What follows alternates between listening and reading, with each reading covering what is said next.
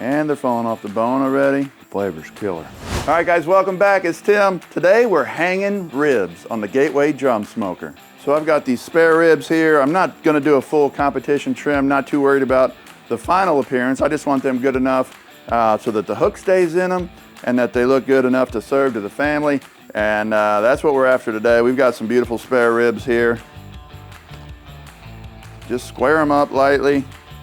One thing to keep in mind, if we're gonna be hanging ribs, if we have a really long slab, you might have to come back in and just take one of the bones off just to shorten them up so they don't get down into the charcoal basket. That'd be about the only thing you really need to do differently. So that's that. Next thing up is to take off the membrane. Grab your paper towel, get it squared up, and pull, and that's all you gotta do. So I like to remove the membrane just so it cooks more evenly, let that rub set in, and just to make sure that we don't get a tough, snappy bite at the end. You don't have to remove the membrane, but I personally like to get at least most of it off. So as always, I'm gonna go ahead and inject my ribs. I think this is a valuable step that you don't wanna skip. We've got our famous pork marinade mix. I like to take about 2 capfuls of this to about 20 ounces of water. Very simple.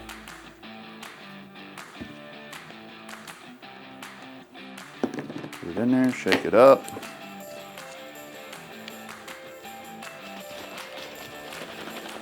So get your injector, and I just like to go between the bones.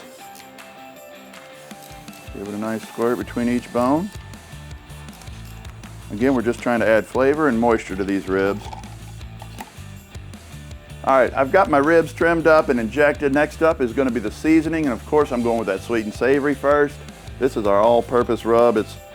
It's won more rib and pork awards than any other rub in the world, I would believe. And after that, I like to give them a little shot of that Cajun rub, Cajun Bayou. Now this one you can go a little lighter on because it's gonna be a little spicier.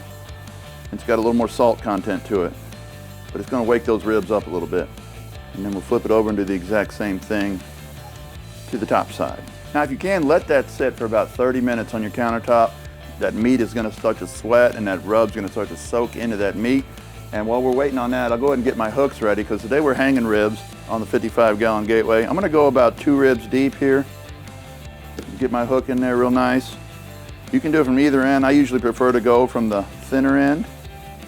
And there I am, about 2 ribs deep. Want to make sure you get a good hold on those ribs. And I'll just set my rib hanger attachment right on the top row. And now I'm ready to hang the ribs. So I'm gonna put 2 on one side. I'm gonna go ahead and put the third one on the other side to balance it out. Now here's the deal. What's so cool about the rib hanger compared to laying them flat is the capacity. I mean, I can literally hang probably at least 12 slabs of ribs on this one cooker. Whereas when you're laying them down flat, you can get 3, maybe 4 slabs on here of full-blown spares. So I don't want to waste any more time. I'm going to go ahead and get these guys back on, get the lid on. And I'm going to let that run for about 30 minutes before we start to spin the grate. All right, guys, it's been about 30 minutes. I want to check out these hanging ribs and see what's going on in here. I can hear them. They sound right. Now, if you're listening, you can hear my pace of my drippings is nice and slow. There's a sizz every couple minutes. And you can tell how they're cooking by that sound alone. If you start hearing that pace pick up too much, you'll know that they're not quite, or that they're going too fast.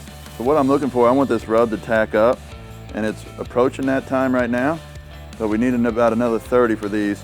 What's cool about hanging ribs compared to laying them flat is when you're hanging them, the heat and the air is actually grazing up the sides of them. So when you lay them flat, it's actually blasting off the broad side of them. So it's a totally different heat than what you would get when you lay them flat. Even though you're closer to the fire, the heat is just a little less intense because it's grazing on by. But it makes a beautiful looking rib. I'm gonna go ahead and just give these guys about a half spin. And like I said, they're looking awesome. We're just gonna keep doing what we're doing for now. All right, so it's been an hour exactly on our hanging ribs, and I can hear them. They're starting to pick up the pace a little bit on their drippings. Carefully get them off here. We got a little bone pull back already. Ooh, we got color. Rub is tacking up. We could probably wrap these any second. This one right here is looking good. Look at that color after 1 hour. It's beautiful. I'm gonna give them about 20 more minutes and then we're gonna wrap them up. All right, y'all, it's been an hour and a half now on these ribs. Let's take a look. Yeah, I love it. Look at that color.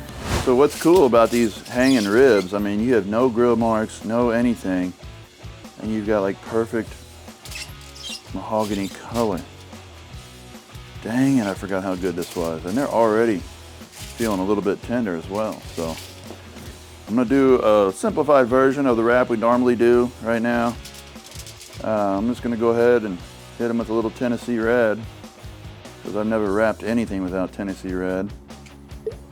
I would suggest buying this by the gallon. Save yourself a little bit of money. And then of course, if we're making ribs, we're using sun-drop. Put a little of that in there just to let them braise. And that's it right there, my friends. That's an easy wrap. Go ahead and double foil them so they don't leak.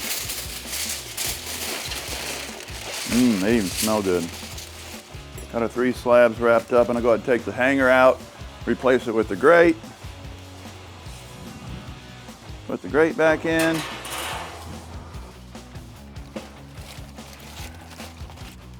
Put 3 back on and lock them down. All right, so it's been about 45 minutes since we wrapped up these ribs. I really like to open them up. You could poke them with a Thermopin, but I'm a feel guy. I like to, oh yeah. See how they're about to crack like that? You can't really shake them. To me, that means they are perfect. All right, we've hit 208. That's what we were shooting for, 208 to 212. That's gonna be our range. And we're right in that area. Perfect. Pick them up and you can see this one's got a little more spring than the others. Whereas this one right here, see how it's bending over. So for ribs, I'm gonna go ahead and use Champion's Blend.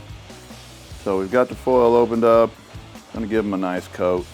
Just gonna even out this sauce a little bit. I like to hit the bones, get them nice and shiny. Before I put them back on, I'm just gonna give them a light dust of sweet and savory, just to kind of touch up the flavor and the color. We'll set these bad boys right back on.